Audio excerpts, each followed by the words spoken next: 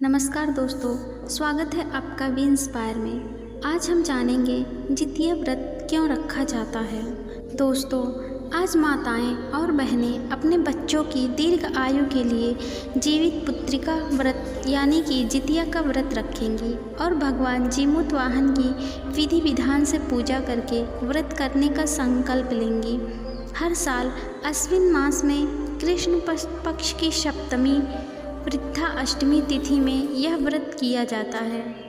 इस व्रत में भगवान जीमूत वाहन की पूजा होती है और उनकी व्रत कथा का पाठ किया जाता है। मान्यता है कि इस कथा का पाठ करने से आपके बच्चों की आयु लंबी होती है और साथ ही उनका जीवन राजा के समान बीतता है।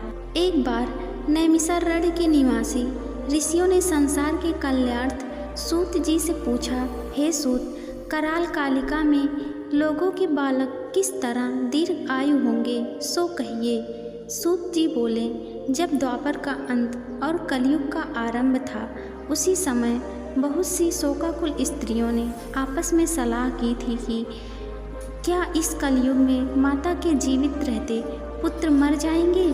जब वे आपस में कुछ निर्णय नहीं कर सकी, तब गौतम जी के पास पूछने के लिए गईं। जब उनके पास पहुँची तो उस समय गौतम जी आनंद के साथ बैठे थे। उनके सामने जाकर उन्होंने मस्तक झुकाकर उन्हें प्रणाम किया। उसके बाद स्त्रियों ने पूछा, हे प्रभु, इस कलयुग में लोगों के पुत्र किस तरह जीवित रहेंगे। इसके लिए कोई व्रत या तप हो तो कृपया करके हमें बताइए। इस तरह उनकी बात सुनकर गौतम जी बोले, हाँ ज़रूर, मैं वही बात कहूँगा जो मैंने पहले से सुन रखी है। गौतम जी ने कहा, जब महाभारत युद्ध का अंत हो गया और द्रोण पुत्र अश्वत्थामा के द्वारा अपने बेटों को मरा देखकर सब पांडव बड़े दुखी हुए, तो पुत्र के शोक से व्याकुल होकर द्रौपदी ने अपनी सखियों के साथ ब्राह्मण श्रेष्ठ धौम्य के पास गई और उसने धौम्य से कहा, हे विपेंद्र, कौन सा उपाय करने से बच्चे दीर्घ आयु हो सकते हैं, कृपया करके ठीक ठीक कहिए। धौम्य बोले, सतयुग में सत्य वचन बोलने वाला, सत्याचरण करने वाला समदर्शी जीमूत वाहन नामक एक राजा था। एक बार वह अपनी स्त्री के साथ अपने ससुराल गया और वहीं रहने लगा। एक दिन आधी रात के समय पुत्र के शोक से व्याकुल कोई स्त्री रोने लगी, क्योंकि वह अपने बेटे के दर्शन से निराश हो चुकी थी। उसका पुत्र मर चुका था। वह रोती हुई कहती थी, हाय मुझ बूढ़ी माता के सामने मेरा बेटा मरा जा रहा है। उसका रोना सुनकर राजा जीमूत वाहन का तो मानो हृदय विदीर्ण हो गया। वह तत्काल उस स्त्री के पास गया और उससे पूछा, तुम्हारा बेटा कैसे मरा। बूढ़ी माता ने कहा, गरुड़ प्रतिदिन आकर गांव के लड़कों को खा जाता है। इस पर दयालु राजा ने कहा, हे माता, अब तुम रो मत, आनंद से बैठो, मैं तुम्हारे बच्चे को बचाने का यत्न करता हूँ। ऐसा कहकर राजा उस स्थान पर गया जहाँ गरुड़ आकर प्रतिदिन मांस खाया करता था। उसी समय गरुड़ भी उस पर टूट पड़ा और मांस खाने लगा। जब अतिशय तेजस्वी गरुड़ ने राजा का बायां अंग खा लिया, तो झटपट राजा ने अपना दाहिना अंग फेर कर गरुड़ के सामने कर दिया। यह देखकर गरुड़ जी ने कहा, तुम कोई देवता हो, कौन हो तुम? मनुष्य तो नहीं जान पड़ते। अच्छा, अपना जन्म और कुल बताओ। पीड़ा से व्याकुल मन वाले राजा ने कहा, हे पक्षीराज, इस तरह से के प्रश्न करना व्यर्थ है। तुम अपनी इच्छा से मेरा मांस खाओ। यह सुनकर गरुड़ रुक गए और बड़े आदर से राजा के जन्म और कुल की बात पूछने लगे। राजा ने कहा, मेरी माता का नाम है सैव्या और मेरे पिता का नाम शालिवाहन है। सूर्यवंश में मेरा जन्म हुआ है और जीमूत वाहन मेरा नाम है। राजा की दयालुता देखकर गरुड़ ने कहा, हे महाभाग, तुम्हारे मन में जो अभिलाषा हो वह वर मांगो।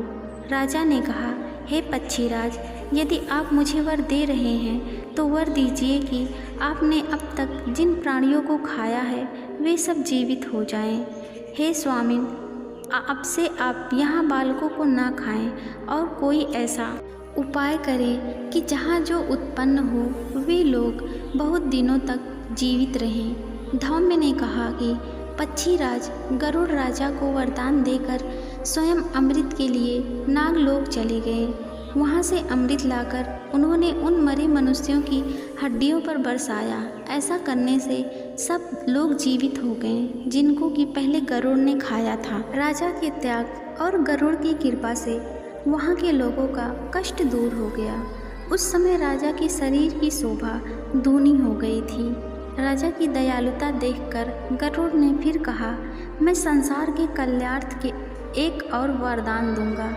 आज अश्विन कृष्ण सप्तमी से रहित शुभ अष्टमी तिथि है। आज ही तुमने यहाँ की प्रजा को जीवित दान दिया है।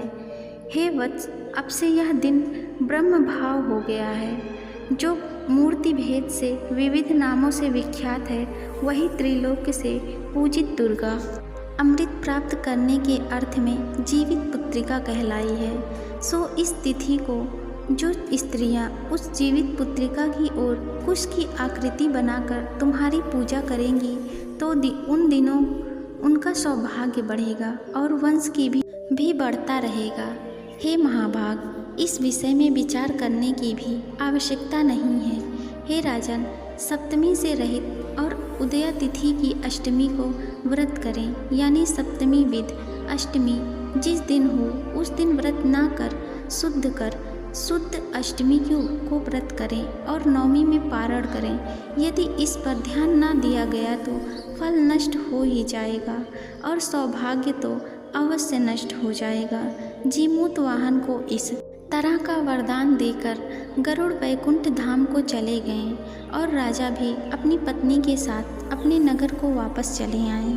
धौम्य द्रौपदी से कहते हैं, हे देवी, मैंने यह अतिशय दुर्लभ व्रत तुमको बताया है। इस व्रत को करने से बच्चे दीर्घ आयु होते हैं। हे देवी, तुम भी पूर्वोक्त विधि से यह व्रत और दुर्गा जी का पूजन करो तो तुम्हें अभिलषित फल प्राप्त होगा।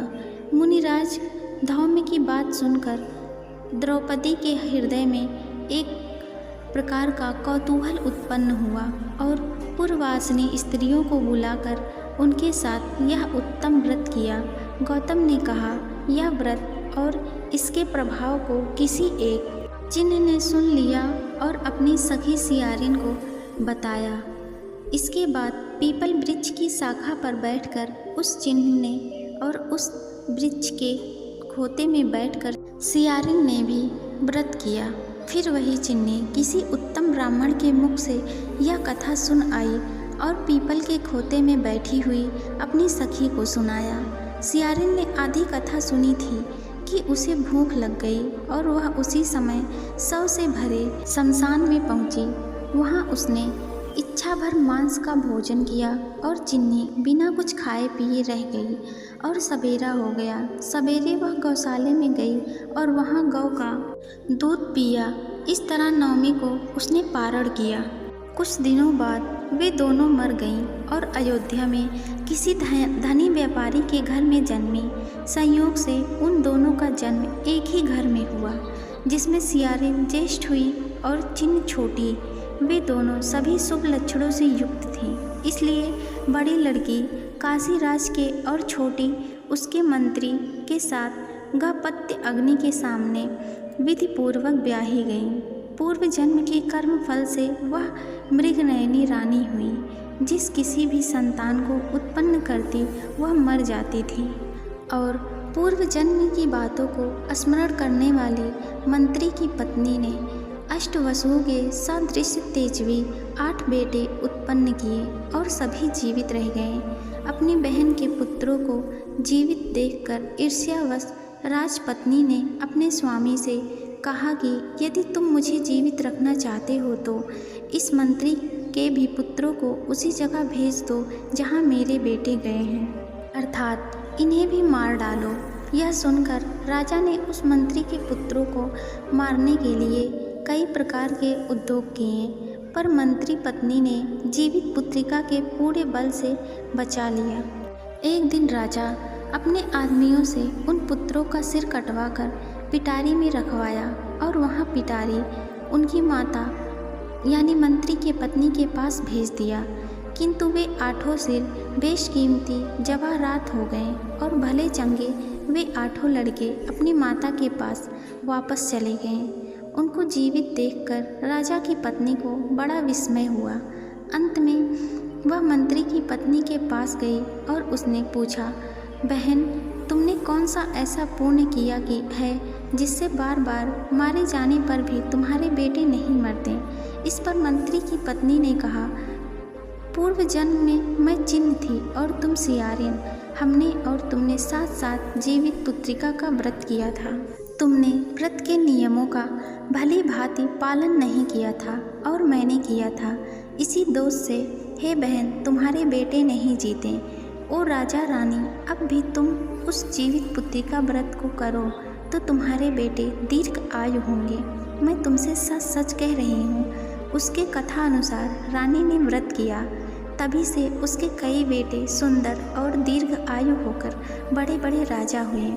सूत जी कहते हैं कि सब प्रकार का आनंद देने वाला मैंने यह दिव्य व्रत बतलाया। स्त्रियां अगर चिरंजीवी संतान चाहती हो तो विधि पूर्वक यह व्रत करिए। Thank you. Please like, comment, share and subscribe. Thank you.